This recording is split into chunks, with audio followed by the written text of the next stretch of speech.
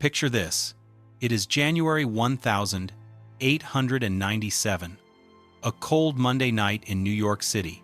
Fifth Avenue is quiet except for the sound of horse carriages. But at the corner of 65th Street, something amazing is happening. A line of carriages stretches for 3 whole blocks. Police hold back crowds of people watching carefully. Inside a big, beautiful stone palace, lights shine bright. Thousands of candles burn in the ballroom. 600 guests, in diamonds, stand in perfect lines. Their clothes cost more than most families earn in a year. And at the center of it all stands one woman. She wears a beautiful gown worth a fortune. She does not smile. She does not need to smile. With a single look, she can destroy a family fortune. With one word, she can end a family completely. With her silence, she can erase you from American life. This is real fact. Caroline Schermerhorn Astor held more power than any president. She held more power than any business leader. She held more power than any banker in America.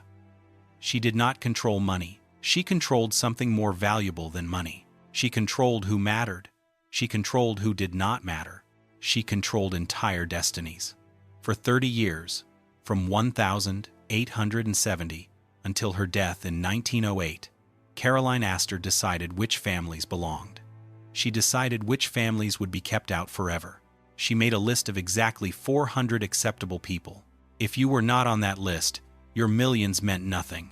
Your work meant nothing. You did not exist in her world. The families she kept out lost more than being unpopular. They lost business friendships. They lost chances for their children to marry well. They lost their good names. Some families lost everything completely. Mrs. Astor destroyed fortunes without ever taking a dollar. She did it with invitations. She did it with silence. She did it by saying yes to some and no to others. She built a system so carefully made that even the richest men in America spent decades begging for her approval. And she gave that approval only when she chose. This is the story of how one woman built an empire by keeping people out. How she used social acceptance as a weapon more powerful than money. How she decided that America would have a rich ruling class. This contradicted everything the country was founded to do, and how the fortunes she destroyed stayed destroyed long after she was gone. Caroline Schermerhorn was born on the 22nd of September, 1830. She was born into a rich family that was already rich before America was born. Her family came to New Amsterdam in the 1632nd. That was almost 200 years before Caroline was born, when the Dutch still controlled Manhattan, when the whole island was forests and farms, when fortunes were measured in land gifts from European kings. The Schermerhorns were not men who made themselves rich. They were wealthy families from colonial times. Dutch rich families who watched New York grow. They watched it transform from a small trading place into a big city. They owned land all over Manhattan that they got when land cost almost nothing. They married other Dutch families with the same land holdings. By 1830, when Caroline was born, the Schermerhorn name meant something special in New York. Old money, proper money, Dutch church connections, colonial family roots going back centuries. The kind of family that looked down on anyone whose grandfather did not own Manhattan land. Caroline grew up in a 4-story house on Lafayette Place. The area was not yet fashionable. That would come later on. But the house itself showed family status clearly. High ceilings reached toward the sky. Furniture came from Europe, not America. Servants in uniforms moved through the rooms quietly. Oil paintings of family members hung on the walls. Family members who had made deals with Dutch leaders. Caroline learned early in her life that being rich alone did not determine your place in society. Her family had cousins who had made more money. They made money in shipping or banking. Those families lived in bigger houses. They owned more land. They had bigger personal fortunes. But they did not have better family roots. And in the New York that Caroline grew up in, family roots mattered more than money. Family roots mattered much more than new money. The Schermerhorn fortune came from many sources built up over generations. Land sales in the growing city, shipping money from the docks, banking friendships with important men. The family made money from every big economic expansion in New York history. When the Erie Canal opened in 1825, Schermerhorn's shipping business got much better. When railroads began replacing canal travel, the family invested early and made money. By the time Caroline was a young woman, her father, Abraham Schermerhorn, was worth over $1 million. In today's money, well over $30 million. This was comfortable wealth. Not amazing, not Astor level yet. But enough to make sure Caroline would marry well. Enough to make sure she would live in the style her family expected. Caroline learned what was right for a girl of her class and position. She learned languages, she learned music, she learned drawing, she learned the skills needed to run a house properly. She learned how to receive guests in the correct way. She learned which families mattered in New York society. She learned which families did not matter. She learned the small differences in status, differences that separated old Dutch families from English families, differences between family money and Revolutionary War money, differences between proper business and vulgar business. She learned that New York society ran on rules as strict as any written law, and she learned that those rules kept certain people in. Those rules kept everyone else out completely. By the time Caroline was old enough to marry, she understood something that would shape her whole life. Money could be made fast, but family roots took hundreds of years. A man could build a railroad business in 20 years, but his family would need 3 generations before people forgot. People would forget that the money was new. People would forget that he had worked with his own hands. This understanding that time mattered more than work would become the foundation of everything Mrs. Astor would build. But first, she needed to marry, and the marriage she made would give her the money to enforce the rules she believed in. In 1853, Caroline Schermerhorn married William Backhouse Astor Jr. She was 23 years old. He was 26. The marriage brought together 2 of New York's biggest fortunes, but more important, it brought together old family roots with new money, and that mix would prove more powerful than either one alone. The Astor fortune was barely 60 years old at that time. John Jacob Astor, the family founder, came to America in 1784. He was a German immigrant with 7 flutes and $25. He started his business in the fur trade. He built complete control of the business through hard practices. He pushed other people into bankruptcy. He bought Manhattan land when it was cheap. He held it while the city grew around his land. When he died in 1848, John Jacob Astor was worth $20 million. He was the richest man in America, richer than any Southern plantation owner, richer than any Northern business leader, the same as over $500 million in today's money. But the Astor fortune had one serious problem. It was new. John Jacob Astor made his money in trade. Old New York families thought trade was barely proper. He worked with his own hands. He spoke English with a thick German accent his whole life. He had business ways that shocked other merchants. Old New York families took Astor money when they needed to borrow it, but they did not invite Astors into their private rooms. They kept them out. William Backhouse Astor Sr., John Jacob's son, made the family reputation slightly better. He focused on managing land rather than active trading. He married into a proper family. He stayed away from the problems that hurt other new money families. But by the time his son William Backhouse Astor Jr. was old enough to marry, the family understood something important. They needed something they could not buy with money. They needed social acceptance. They needed it desperately. Caroline Schermerhorn provided exactly that need. Her family name opened doors that Astor money alone could not unlock. Her family roots gave the Astors what they wanted so much: a connection to old New York that was older than the Revolutionary War. The wedding happened in September 1853 at Calvary Church. It was not a showy ceremony. Old money did not show off its wealth openly, but everyone who mattered in New York understood the meaning of this marriage. The Schermerhorns had sold their family acceptance. The Astors had bought their way into proper society. The trade was clear to everyone who understood how society worked. What Caroline got from the marriage was harder to explain to outsiders. William Astor was not an ambitious man. He did not want to make the family fortune bigger. He did not want to build new businesses. He wanted to collect art. He wanted to collect boats. He wanted to avoid public attention completely. He had no interest in society. He had no interest in climbing higher socially. This arrangement was perfect for Caroline Astor. William would manage the Astor land holdings. This made enormous money without needing him to do much work. Caroline would manage everything else in the family. Caroline would manage society itself. The couple settled into a brownstone on Lafayette Place. It was not far from where Caroline grew up. It was a good address, but not showy or obvious. The Astors owned much nicer properties, but those were business investments, not homes. Caroline started the work of running a house proper for her new position. Staff had to be hired and trained carefully. Social friendships had to be kept and grown. Calling cards had to be left at the proper houses on the proper days.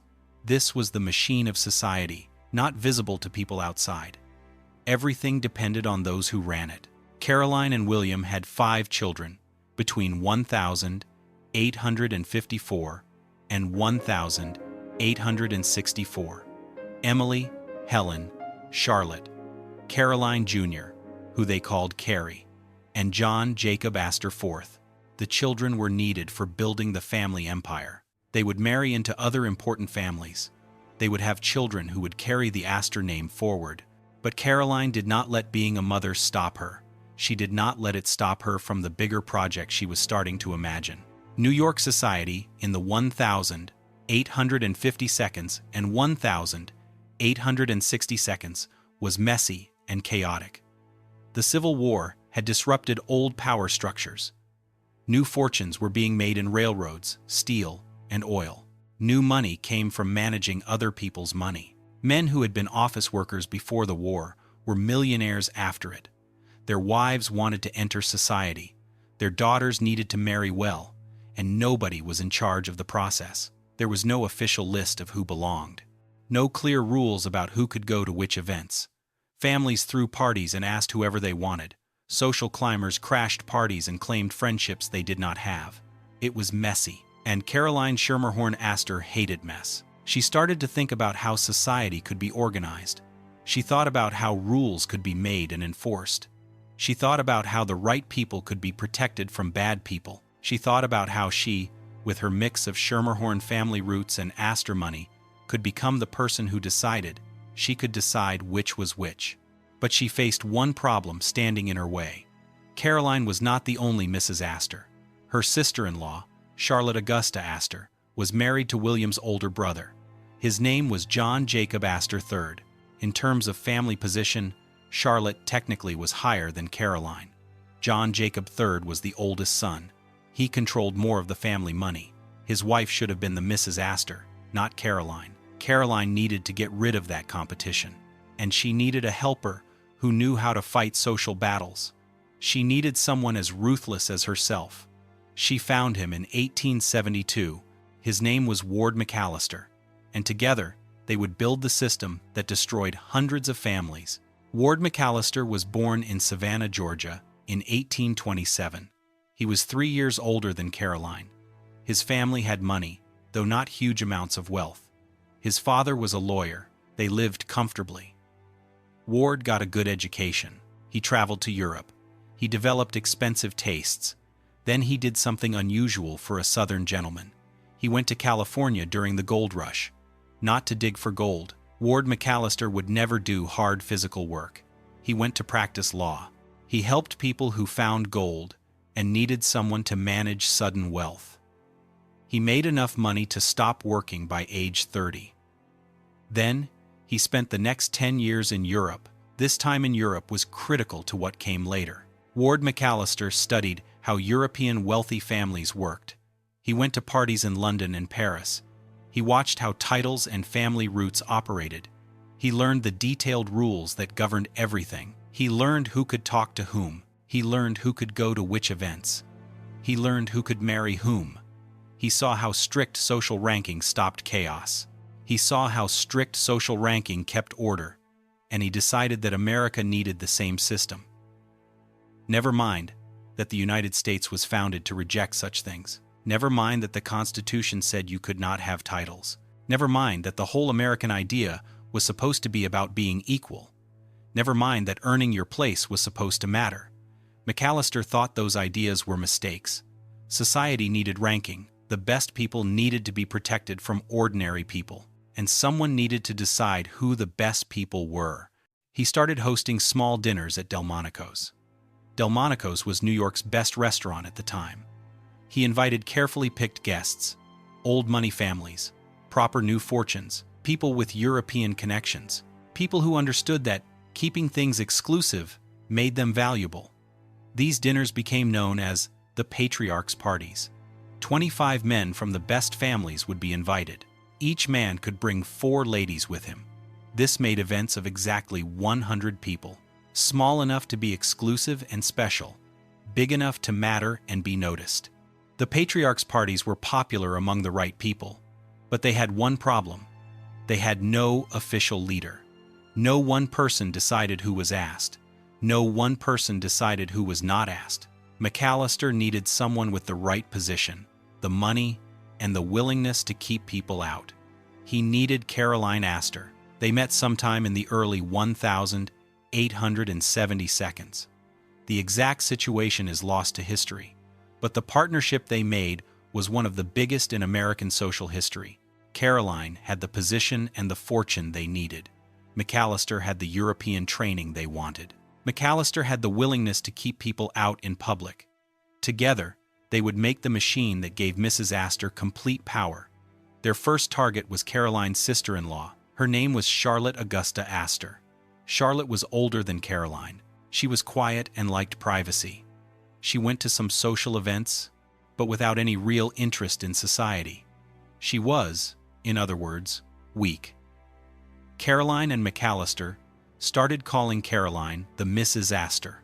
Not a Mrs. Astor, the Mrs. Astor, as if there could only be one person with that title. They did this in talks. They did this in newspaper mentions that McAllister carefully put in. They did this in small ways that made it clear Caroline was the main Astor wife. Charlotte said she objected, but she did not like fighting social battles. She did not like conflict. When her husband, John Jacob Astor III, died in 1890, Charlotte left society completely. She wanted to disappear.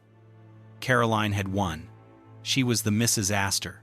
The title would be hers alone for the rest of her life. With that win, Caroline and McAllister turned to the bigger project. They would make a list, an official roster of acceptable people, and the number on that list would be exactly 400.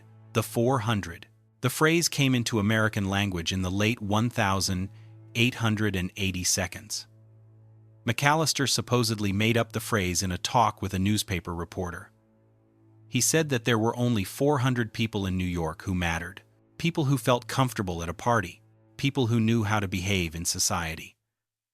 The number was supposedly how many people Mrs. Astor's ballroom could hold at her house on 5th Avenue and 34th Street. The ballroom could hold 400 people easily. Therefore, 400 was the number of people who existed in New York society.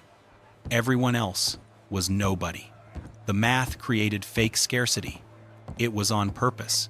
New York had thousands of rich families by the 1882, hundreds of millionaires, men who owned railroads, steelworks, and banks. Their wives wanted social place. Their daughters needed to marry well. But Mrs. Astor had decided something. Only 400 people mattered.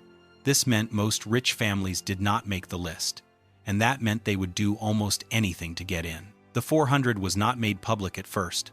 Mrs. Astor and Ward McAllister simply started using the phrase. They would say at parties that someone was or was not one of the 400. Newspapers picked up the phrase. It became a short way to say you were accepted in society, but nobody knew exactly who was on the list. The list did not officially exist. This unclear situation was on purpose. If the list was made public, people could fight it. They could ask why they were kept out. They could work against it. But if the list stayed unofficial, Mrs. Astor could say it was just understood, obvious. Everyone knew who belonged and who did not. No need to write it down. The unclear situation gave chance for manipulation. Families on the edge of acceptance never knew if they were in or out. They had to always prove themselves worthy. They had to go to the right events. They had to make the right friendships. They had to stay away from the wrong people. They had to please Mrs. Astor, because if she turned against them, they would find out they were never actually let in at all. Caroline and McAllister made rules for getting into the 400. These rules were never officially written down, but anyone trying to get in understood them. First, your fortune had to be at least 3 generations away from the person who made it. If your grandfather built a railroad, you might be acceptable. If your father built it, you were too new. If you built it yourself, you did not exist. This rule was very good for the Astor fortune. The Astor fortune was exactly 3 generations old by the 1,880 seconds. It kept out most of the new rich people. It kept out fortunes made after the Civil War. Second, you had to have the right family background. Old Dutch families like the Schermerhorns were perfect. English colonial families were acceptable. Revolutionary War family ties helped significantly. If your family fought on the right side in the Civil War, that was good. If you were an immigrant, especially from Southern or Eastern Europe, you would never be accepted. No amount of money could change this. Third, you had to live at the right address. Fifth Avenue was necessary. Between Washington Square and Central Park, exactly. Specific blocks mattered. If you lived on Madison Avenue or Park Avenue, you were not quite right. If you lived in Brooklyn, you might as well live on the moon. Fourth, you had to be Protestant. Specifically, you had to go to either an Episcopal or Dutch Reformed church. Presbyterians were barely acceptable. Methodists and Baptists were too common. Catholics were completely kept out. Jewish people were not even mentioned. They simply did not exist in Mrs. Astor's world. Fifth, you had to have the right job. Professions were acceptable if they were respected enough. Lawyers and doctors with the right clients could qualify. Banking was good if you were a partner, not just an employee. Real estate development was acceptable if you owned the properties, not if you built them. Manufacturing was difficult. Trade was not acceptable. Anything that took manual work kept you out completely. Anything involving contact with ordinary people kept you out. Sixth, you had to be asked to Mrs. Astor's yearly party.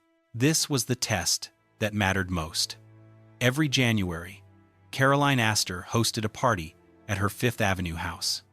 Invitations went out in December. If you got one, you were confirmed as part of the 400. If you did not get one, you learned that you did not matter. You learned that you were nobody. The party was not a large public event. It was private, exclusive, exactly 400 guests. Everyone knew everyone. New people were obvious. The social pressure at these events was enormous. You had to wear the right clothes. You had to talk to the right people. You had to stay away from the wrong people. You had to show that you belonged. One mistake could end your social standing forever. These rules made a system where money was necessary but not enough. You could not buy your way into the 400. Money was the price to get in. But you also needed time. You needed family roots. You needed the right religion. You needed Mrs. Astor's approval. And that approval could be taken away at any time for any reason. The system gave Caroline Astor more power than any American woman had ever had. More power than most men had. She controlled who could be part of society. She controlled which people could make business friendships. She controlled who could marry into good families. She controlled who had social respect. She could make families, and she could destroy them, and she destroyed hundreds of families. The most famous example of Mrs. Astor's power came in 1883. She faced a challenge from Alva Vanderbilt. People today remember this as Alva winning a social battle. But the real story shows something different. The real story shows how completely Mrs. Astor controlled American society. The real story shows how even her defeats were shows of her power. The Vanderbilt family had been trying to get into Mrs. Astor's 400 for 10 years. They had more money than almost anyone in America. Cornelius Vanderbilt, the Commodore, had built a railroad empire. He built a shipping empire. His fortune was worth over $100 million when he died in 1877. His son, William Henry Vanderbilt, doubled that fortune in just 8 years. By the early 1882s, the Vanderbilts were the richest family in America. They owned more wealth than the United States government had in reserve. They owned more than the government itself. But Mrs. Astor did not accept them. The Vanderbilt fortune was too new. The Commodore had started as a ferry boat operator. He worked with his own hands. He was rough, crude, and uneducated. He swore constantly. He fought his business rivals with tactics that other businessmen thought were unethical. Even by the standards of the Gilded Age, his tactics were too much. When he died, newspapers called him a robber baron. His children and grandchildren had his money, but they also had his bad reputation. Mrs. Astor made it clear the Vanderbilts were not acceptable. She did not ask them to her party. She did not accept them at the opera. When they appeared at public events, she looked through them as if they did not exist. The Vanderbilt women found themselves kept out of every gathering that mattered. Their money meant nothing. Their work meant nothing. Mrs. Astor had decided they were nobody. Therefore, they were nobody. Alva Vanderbilt decided to force the situation. Alva had married William Kissam Vanderbilt. He was one of the Commodore's grandsons. She married him in 1875. Alva was ambitious, ruthless, and willing to spend unlimited money. In 1883, the Vanderbilts finished a new house at 5th Avenue and 52nd Street. The house had cost $3 million. It was a French castle moved to Manhattan, stone front, carved stonework, interiors made by the best European craftsmen. It was the most expensive private house ever built in New York. More impressive than anything the Astors owned, Alva decided to officially open the house with a costume party. Not a small gathering, not a proper dinner, a huge theatrical event that would be so impressive that Mrs. Astor could not ignore it. She asked 1,200 guests. She spent $300,000 on decorations and entertainment. She had designers make elaborate costumes. She asked newspapers to see the preparations. This was considered rude, but it guaranteed news coverage. The invitations went out in early March 1883. Everyone who mattered in New York got one, except Carrie Astor, Mrs. Astor's favorite child. Alva Vanderbilt purposely did not ask Carrie. This made a problem. Carrie was part of a dance group that had been practicing a special dance. The dance was supposed to be performed at the Vanderbilt party, but Carrie had not gotten an invitation. She could not perform at an event she was not asked to. Carrie went to her mother very upset. All her friends were getting ready for the party. Everyone was talking about it. She was being left out completely. Mrs. Astor knew exactly what Alva Vanderbilt was doing. It was a trap. If Mrs. Astor did nothing, her child would be kept out. Her child would be embarrassed. But if Mrs. Astor accepted the Vanderbilts by calling on them, she would be letting them into society. The rules of social calling were absolute. You did not call on someone unless you accepted them. You did not call on someone unless you considered them your social equal. By calling on Alva, Mrs. Astor would be saying the Vanderbilts were acceptable. Mrs. Astor had no good choices. She could maintain her place and let her child suffer. Or she could give in and accept the Vanderbilts into the 400. She chose to give in. On the 26th of March, 1883, Mrs. Astor's carriage came to the Vanderbilt house. She was not home. Not being home meant she did not want to receive guests, but she left her calling card. The meaning was clear to everyone. Mrs. Astor was calling on Mrs. Vanderbilt. She accepted Alva as someone worth visiting. The Vanderbilts were now acceptable. An invitation to the party for Carrie Astor came immediately. That night, 1,200 guests filled the Vanderbilt house. Mrs. Astor came. She wore black velvet and diamonds. She did not smile. She stayed exactly as long as proper rules required. Then she left. But she had been there. She had been seen. The Vanderbilts had won. But that understanding misses something important. Mrs. Astor lost one battle, but kept her overall power. Yes, she had to accept the Vanderbilts. But she did it on her own terms.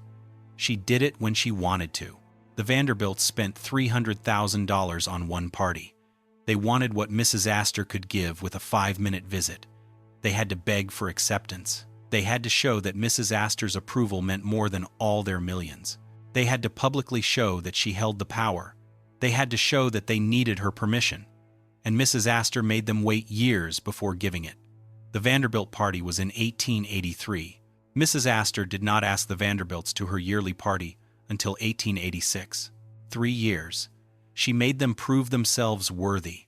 She made them understand that getting into the 400 was a special gift, not a right that money could buy. She made sure everyone knew that the Vanderbilts had not crashed the gates. They had been accepted by her. When she decided, more important, the Vanderbilt giving in set the rule. This rule would define the next 20 years. No amount of money could buy Mrs. Astor's approval. You could spend millions on houses and parties. You could spend more than everyone else. But you still needed her to say yes. And most families never heard yes. Most families spent fortunes trying to get in. Most families failed. Those are the fortunes Mrs. Astor destroyed. Mrs. Astor did not destroy fortunes by spending them or taking them. She destroyed fortunes by making them worthless. A family could have $10 million. They could have more, but Mrs. Astor kept them out of society. They would be ruined, because in Gilded Age America, social acceptance was not a luxury item. It was a necessity.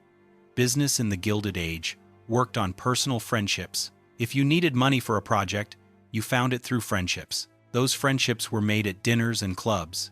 If you needed business partners, you met them at social events. If you needed inside information about market changes or coming laws, you heard it at parties. Parties where the right people gathered. Mrs. Astor controlled access to those places. If she kept you out, you lost access. You lost access to the informal networks where real business happened. This hurt your ability to make profitable deals. It hurt your ability to attract investors. It hurt your ability to learn what was coming. You learned what was coming before it became public knowledge. Men who were kept out of society found themselves losing business chances. They lost to men who were included. Their fortunes grew slower or not at all. Meanwhile, their kept-out rivals prospered. Over time, the gap grew bigger. Families inside the 400 became richer. Families outside struggled. Social keeping out also destroyed marriage chances. In the Gilded Age, marriage was the main way families kept wealth. Marriage was the main way families grew wealth. Daughters married the sons of other rich families. These marriages brought fortunes together. These marriages made family alliances. But marriages only worked if both families had the same social place. A child from the 400 would not marry a man. His family was kept out. No matter how rich he was, her parents would refuse permission. She would be cut off if she disobeyed them.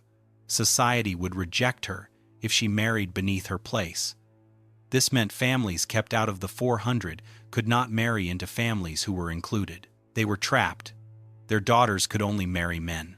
The men's families were also kept out. Their sons could not marry the daughters of the best families. This limited their choices dramatically. It kept them from using marriage to improve. It kept them from improving their social place. Worse, as time passed, the keeping out became permanent. The children of kept-out families grew up outside society. They did not go to the right parties. They did not go to the right parties as teenagers. They did not make the right friendships. They did not learn the small social skills. They did not learn the skills needed to live an upper-class life. By the time they were adults, they were permanently marked as outsiders.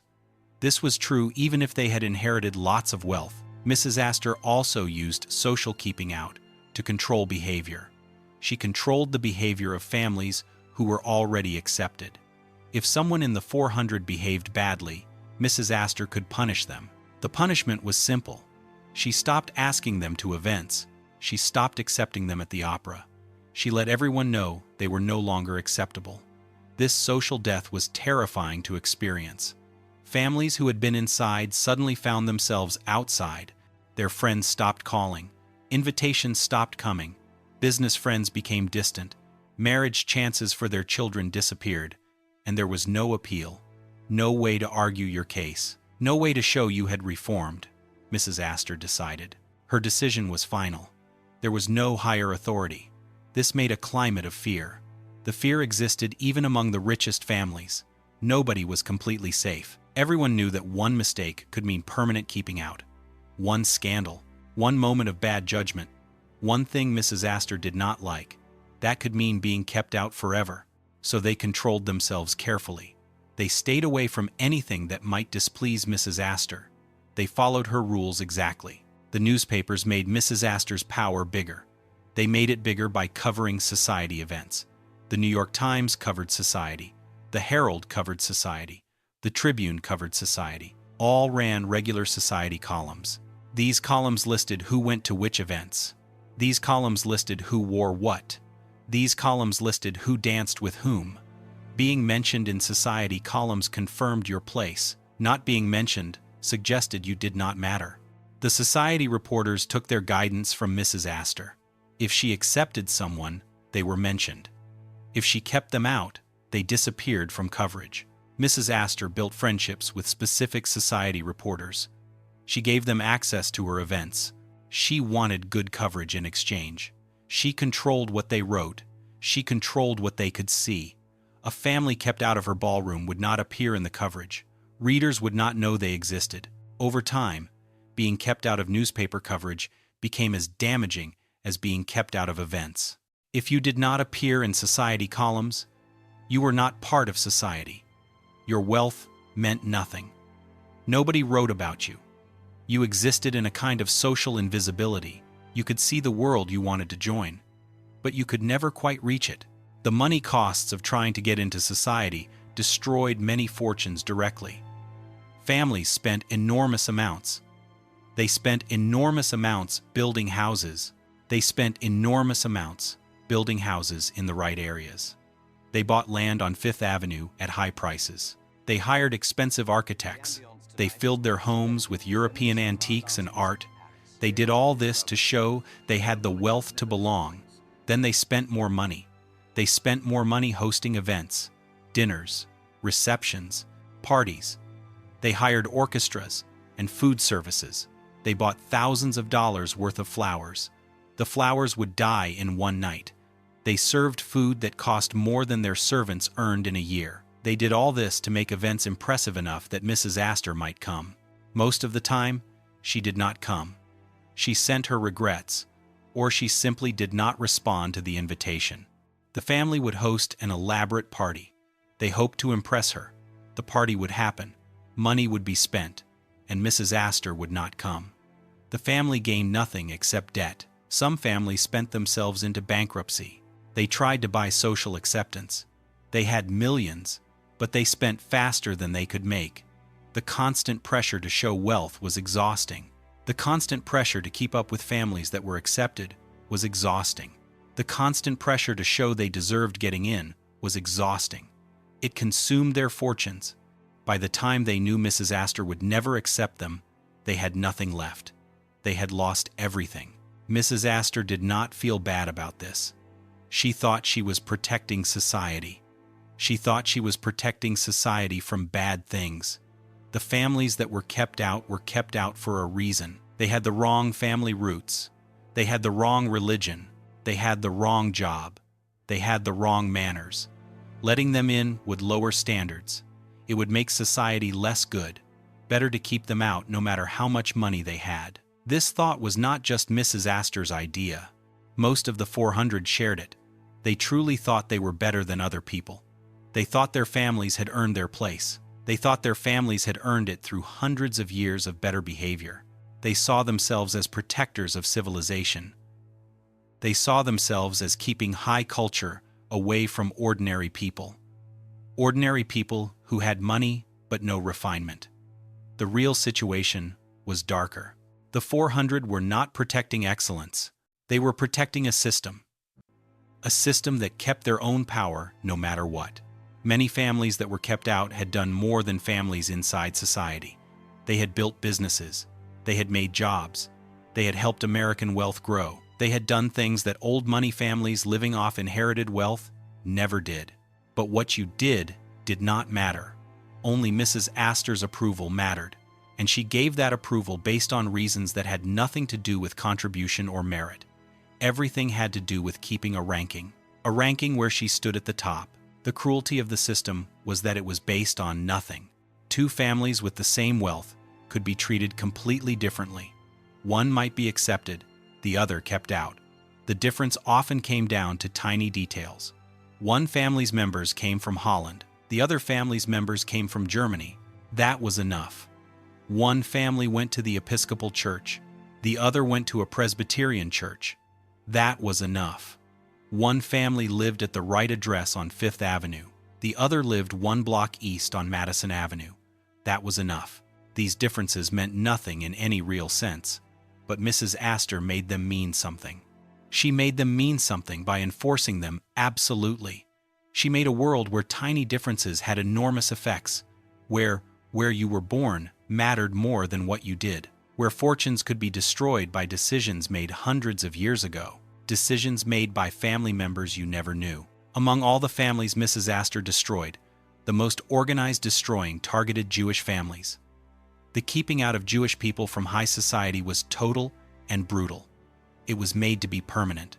By the 1882, rich Jewish families lived throughout New York. They owned banks. They ran money houses. They built department stores and clothing businesses.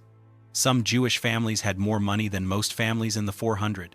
The Seligmans, the Lehmans, the Loebs, the Guggenheims, the Schiffs. These families made fortunes that changed American money and industry. They were educated and cultured. They gave money to charity. They collected art. They helped museums and schools. They did everything that Christian millionaires did. None of it mattered to Mrs. Astor. She did not accept Jewish families. She did not ask them to her parties. She did not talk to them at public events. They were simply erased from her world. When a reporter once asked Ward McAllister about Jewish families in the 400, he reportedly said something chilling. He said there were no Jewish families in society.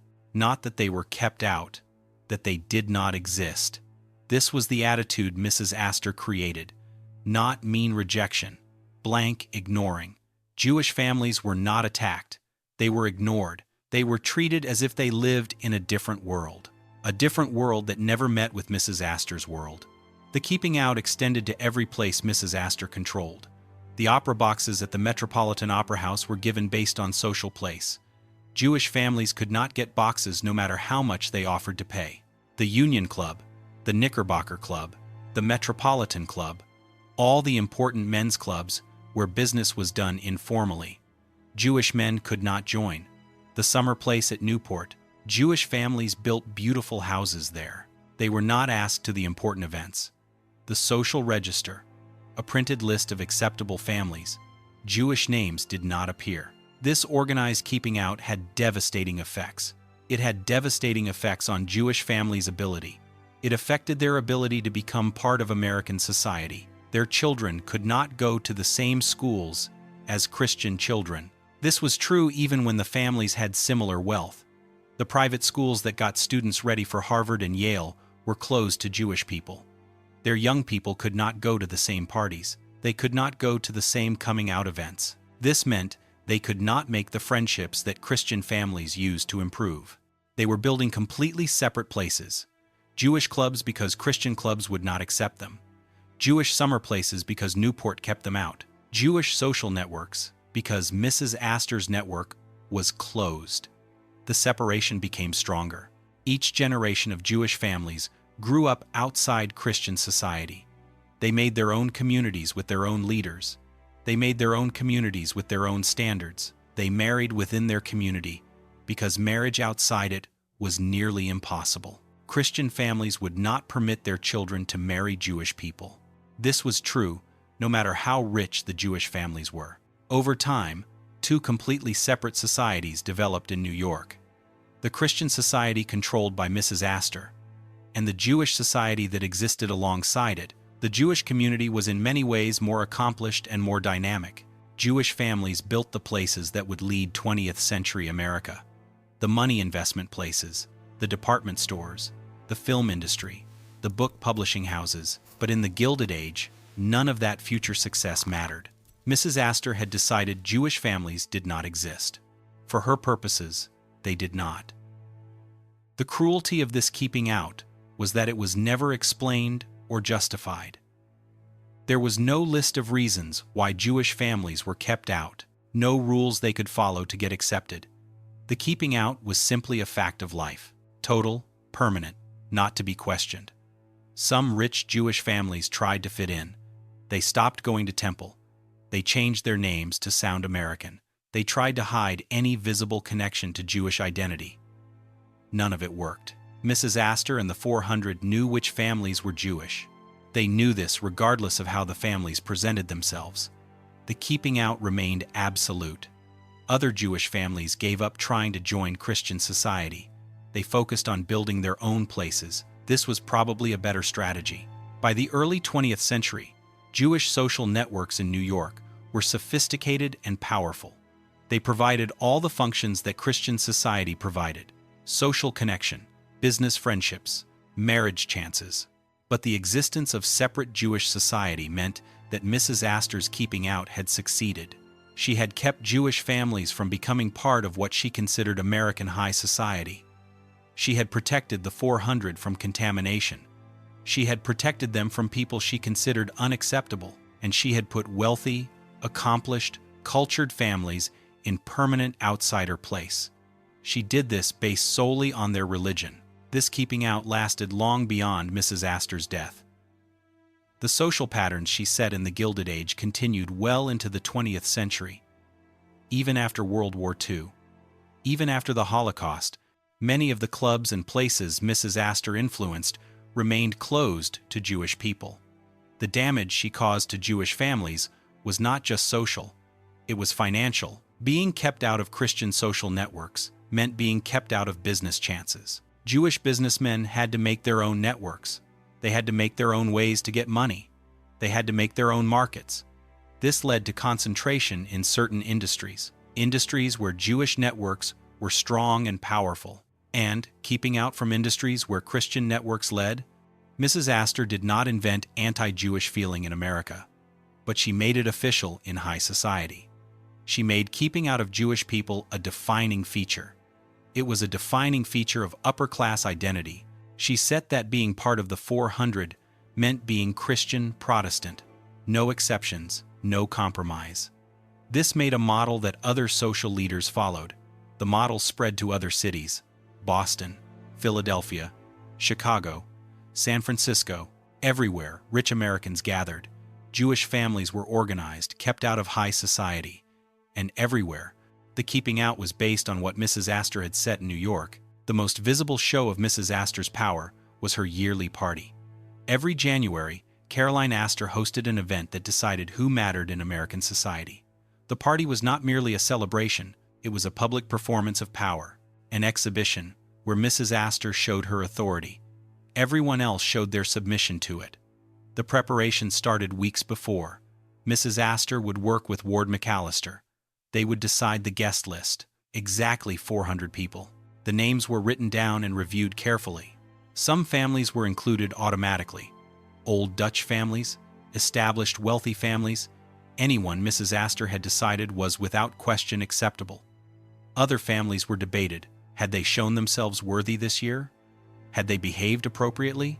Had they made the right marriages? Had they gone to the right events? Had they stayed away from the wrong people? Mrs. Astor decided each case individually. Then the invitations were sent. Heavy card, engraved letters, delivered by hand. Getting an invitation confirmed your place in the 400. Not getting one meant you had been kept out, or you had never been included to begin with. The social meaning of each invitation was enormous. Families who got them showed them proudly. They mentioned casually in talks that they would be going to Mrs. Astor's party. They made sure everyone knew they were included. Families who did not get invitations faced embarrassment. Society reporters kept track of who was asked and who was not. There was no way to hide being kept out. Everyone knew. The evening of the party, carriages started coming to Mrs. Astor's house around 9 at night. The trip down Fifth Avenue was like a procession. Each carriage in line showed a family that had made it. A family Mrs. Astor had decided mattered. Police held back crowds of regular New Yorkers who gathered to watch. The watchers saw the rich people getting out of carriages. They saw people in diamonds and fancy clothes. They saw the parade of privilege. For the people in the carriages, the crowd showed everyone they had separated themselves from. The regular people, the masses, the people who did not matter. Inside the house, Mrs. Astor waited in the entrance hallway. She stood perfectly still. She did not smile. She did not move unnecessarily. Guests came up one at a time. They bowed or curtsied. They said brief greetings. Mrs. Astor responded with minimal words. This reception line was the first test of the evening. You had to come up to Mrs. Astor correctly. The right posture, the right words, the right attitude of respect. If you made a mistake, she noticed. Everyone noticed. Your mistake became something people whispered about for weeks afterward. Once past Mrs. Astor, guests entered the ballroom. The room held exactly 400 people easily. This was by plan. If more people came, it would be crowded. If fewer came, it would feel empty. 400 was perfect. The ballroom was decorated with flowers. Thousands of roses, orchids, palms. The flowers cost tens of thousands of dollars. They would be thrown away the next day. But they made an atmosphere of plenty. They showed that Mrs. Astor could afford to spend a fortune on decorations. The decorations lasted one night only. The orchestra played from a gallery. The music was carefully picked. Waltzes, polkas, minuets. Nothing too new or common. The music had to be appropriate for the best people. Guests did not dance immediately. First came the social performance. Walking around the ballroom, greeting friends, being seen. This was the point of the evening. To be visible in Mrs. Astor's ballroom was to matter, to show you existed at the highest level of society. The social workings in the room were complicated. Everyone knew everyone's place in the ranking. Old money families like the Livingstons and Rhinelanders did not need to show anything. They were without question acceptable. Newer families, recently admitted to the 400, had to show they deserved to stay. They had to dress correctly, talk correctly, be around the right people, stay away from the wrong people. One mistake could lead to being kept out again. Young women going to their first party faced particular pressure. This event was where they were judged as possible marriage partners. Their dresses were examined. Their manners were examined. Their conversations were examined. Everything was examined. A girl who impressed at Mrs. Astor's party would get asked to other events all season. A girl who did not impress might find her social chances limited forever. Around midnight, supper was served. Not a sit-down dinner, a buffet. Tables full of food, oysters, lobster, pheasant, beef, champagne, everything expensive, everything made to show abundance. Guests ate standing or seated in small groups. This informal setup encouraged mixing. People moved between groups. Conversations happened. Business information was shared. Marriage chances were discussed. This was when the real work of the party occurred. The social friendships that justified being there. After supper, dancing resumed. The pace increased. The mood loosened slightly. This was the least formal part of the evening. Young people danced multiple times. Older guests went to sitting rooms for cards and conversation. Mrs. Astor did not dance. She rarely danced at her own parties. She would move through the rooms observing, watching, noting who talked to whom, who danced with whom, who behaved appropriately, and who made mistakes. Her presence was constant. You could not forget for a moment that this was her event, her ballroom, her society. The party ended around 3 in the morning. Guests left in roughly the same order they had come. The most important families left first. Lesser families waited their turn. Even in leaving, ranking was maintained. The next day, newspapers published detailed descriptions of the party. Who came, what they wore, who danced with whom. These descriptions were read by everyone in New York who cared about society. Being mentioned confirmed your place. Not being mentioned, even if you had come, suggested you were not important enough to note. For families trying to get into society, reading these descriptions was torture. They saw the names of families who had been admitted. They read descriptions of an event they desperately wanted to go to, but they could not. They knew that this world existed, but it would never be open to them unless Mrs. Astor changed her mind.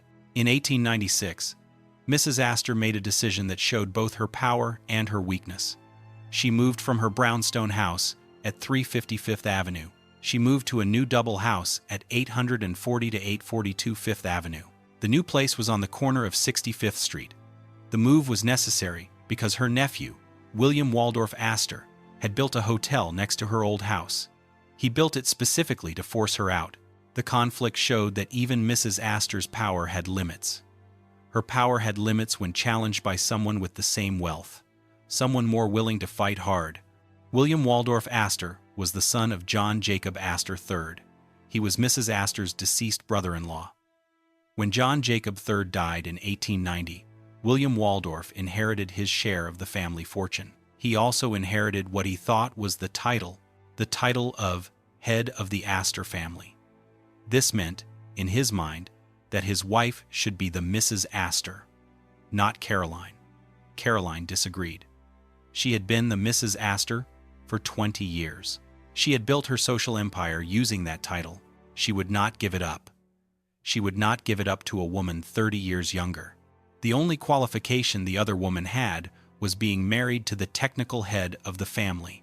William Waldorf tried to show his authority. He announced that his wife, Mary, was now the Mrs. Astor. He used that title in social letters. He made sure newspapers knew his place. Caroline ignored him completely. She continued using the title, the Mrs. Astor. She continued hosting her parties. She continued operating as if William Waldorf did not exist. This made William Waldorf very angry. He was the richest member of the Astor family. He controlled the largest share of the family holdings. But Caroline had more social power than he could achieve. She was accepted by people who thought he was new money. This was true despite his inherited wealth. William Waldorf decided if he could not win the social battle, he would win a real estate battle. He owned the land next to Caroline's house.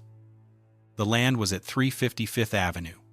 In 1892, he announced he would build a hotel on that land. Not a small hotel, a massive luxury hotel designed by the best architects, the Waldorf Hotel. The announcement was a declaration of war. Caroline's house was her headquarters, the ballroom where she hosted her yearly parties, the private rooms where she received society. A hotel next door would destroy the residential character. It would bring business traffic, noise, and strangers. It would make the address unsuitable for someone of Mrs. Astor's place. William Waldorf knew exactly what he was doing. He was making Caroline's house unlivable. He was forcing her to move. And he was doing it because she refused to accept his wife as the Mrs. Astor. Construction on the Waldorf Hotel started in 1893. Caroline watched her neighbor's land transform. It transformed into a massive business building. The construction noise was constant. The disruption was enormous. Her peaceful residential block was becoming a business area.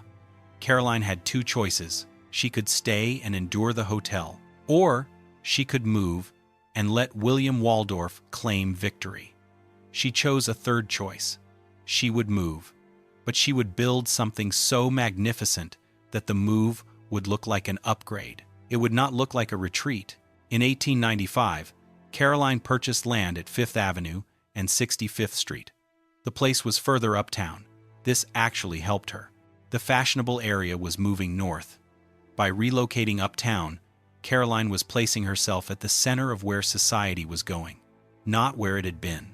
She hired architect Richard Morris Hunt to make not one house, but two connected houses, one for herself, one for her son, John Jacob Astor IV. The double house would be larger. It would be more impressive than anything she had lived in before. Hunt made the buildings in French Renaissance style, stone fronts, classical proportions. The two houses were connected internally, but they looked like separate buildings from the street. Caroline's half occupied the corner of 5th Avenue and 65th Street. John Jacob's half extended down 65th Street. The construction cost exceeded $1 million. In today's money, over $30 million. The house included a new ballroom. The ballroom was made specifically for Mrs. Astor's yearly party. The room held exactly 400 guests easily. Every detail was calculated to keep the standards Mrs. Astor had set at her previous house. The house opened in 1896. Mrs. Astor hosted her first party there in January 1897. The event announced that despite William Waldorf's efforts, Mrs. Astor remained the Mrs. Astor. She had not been defeated. She had moved to a better place. She had moved to a better house. William Waldorf admitted defeat by leaving the country. In 1893, he moved permanently to England. He would never return to America. He spent the rest of his life in Britain. Eventually, he became a British citizen. He got a title from the king. His wife Mary never became the Mrs. Astor in any meaningful way. Caroline had won, but the victory showed her weakness. She was now in her mid-60s. She had been fighting social battles for 30 years. She was tired, and the society she had built was beginning to change. It was beginning to change in ways she could not control.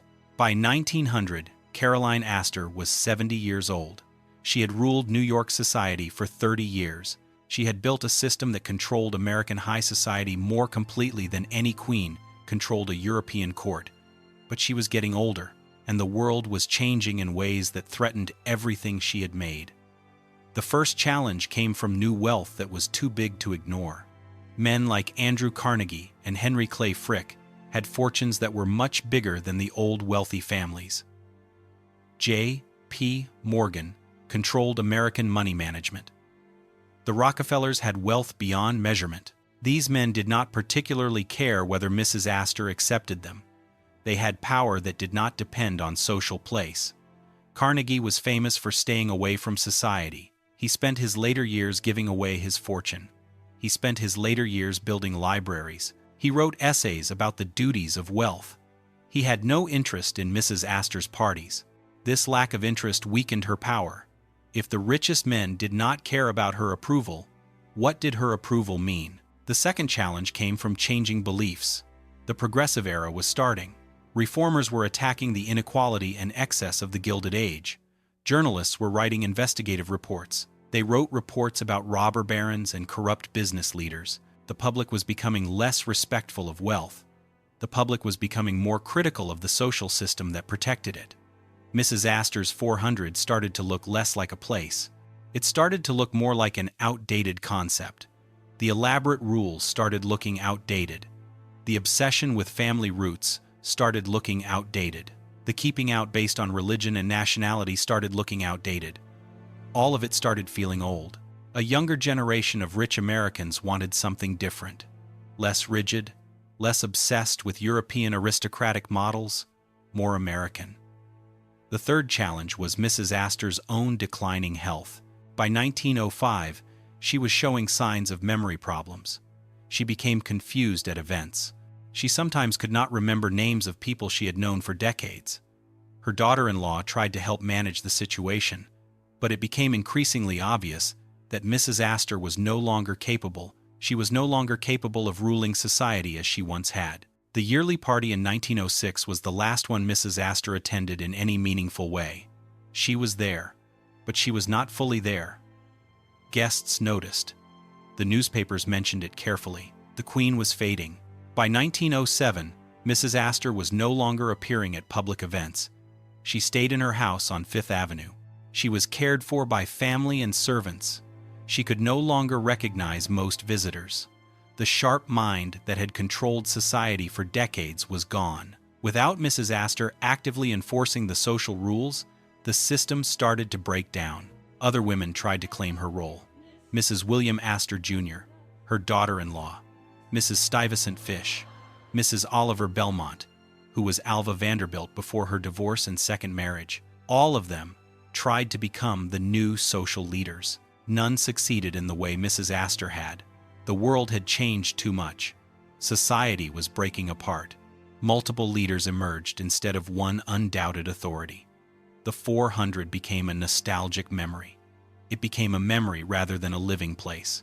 Mrs. Astor died on the 30th of October 1908. She was 78 years old.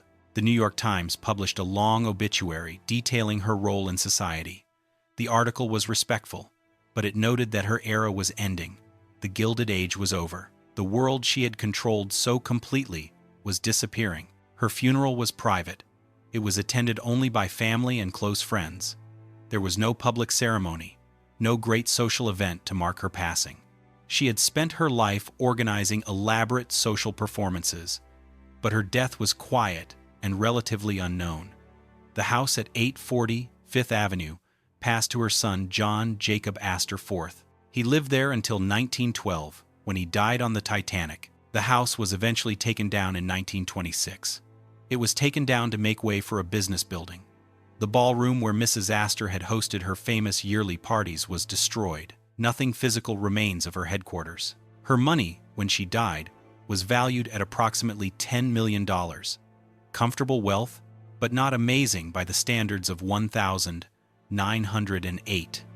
The Rockefellers and Carnegies had much more. Even within the Astor family, other branches controlled more wealth. Mrs. Astor's power had never come primarily from money. It came from the system she built. It came from the authority she claimed. That authority died with her. No one replaced her because the world no longer wanted what she represented. The Progressive Era came. World War I came. Changing immigration patterns came. The rise of mass media came. All of it made a society where exclusive social rankings based on family roots and religion could not be kept. Not in the way Mrs. Astor had kept them. The 400 faded into history. Some of the families stayed wealthy and powerful. Others lost their fortunes in the stock market crash of 1929. Others lost their fortunes during the Great Depression. Many of the great houses were taken down. The system of rigid social keeping out that Mrs. Astor had built became impossible to maintain. Looking back, Mrs. Astor's reign appears both impressive and horrible. Impressive because one woman with no official power built a system. She kept a system that controlled American high society for 3 decades. Horrible because that system destroyed families.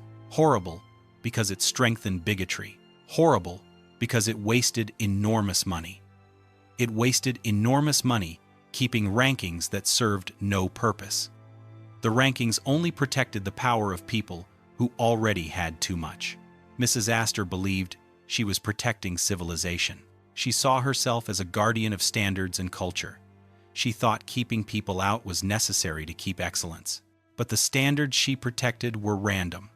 The culture she defended was often empty, and the excellence she championed was frequently just inherited wealth combined with European affectation. The fortunes she destroyed were real. Families that could have used their wealth productively spent it. They spent it trying to buy acceptance from a woman who would never grant it. Business chances were lost because social keeping out prevented access to networks. Marriages did not happen. Children grew up isolated. And entire communities, particularly Jewish families, were organized, kept out from places that could have benefited from their participation. Mrs. Astor's legacy is complicated. She was undoubtedly one of the most powerful women in American history. She used influence that few people of any gender have matched. She made social places that lasted decades. She shaped how Americans thought about class and place. But that power was used primarily to keep people out rather than let them in, to protect the privileged rather than expand opportunity, to keep rankings based on birth rather than work. And the destruction that power caused is part of American history. It should not be forgotten. It should not be beautified. Mrs. Astor's story is not just a story about one woman's remarkable power. It is a story about how social systems work, how keeping people out works, how privilege protects itself, how power brings together, and how even apparently permanent places can be built on bases too weak to last. Mrs. Astor's 400 is gone. Her houses are demolished. Her social empire has crumbled. The families she kept out often prospered, while some of the families she protected faded into obscurity. The world moved on without her. The world moved on without the system she built. But the patterns she established, the impulses she represented, those have not entirely disappeared. The desire to make exclusive groups still exists. The temptation to use social power to destroy enemies still exists. The belief that some people inherently deserve privilege still exists. The belief that others deserve keeping out still exists. These patterns still exist in different forms. Understanding Mrs. Astor's story helps us understand these patterns, how they work, how they damage people, and why they eventually fail. No system of keeping people out can survive indefinitely. No ranking based on birth rather than merit can keep itself permanently. Eventually, the kept out find ways around the barriers. Eventually, the world changes enough that old rules stop working. Mrs. Astor destroyed fortunes, but she could not destroy progress. She kept families out, but she could not stop them from building their own places. She enforced rules, but she could not prevent those rules from becoming outdated. The dark story of Mrs. Astor is ultimately a story about the limits of power, about what even the most powerful person cannot control, about how destruction aimed at others often eventually destroys the destroyer as well. Caroline Schermerhorn Astor believed she would be remembered as the woman who built American high society, who set standards, who protected culture. Instead, she is remembered as the woman who kept people out, destroyed fortunes through organized rejection, and built an empire of social cruelty that could not survive her death. That is her legacy, not the one she wanted, but the one she earned. And it serves as a warning about what happens when power is used to keep people out rather than let them in. When systems are built to destroy rather than make.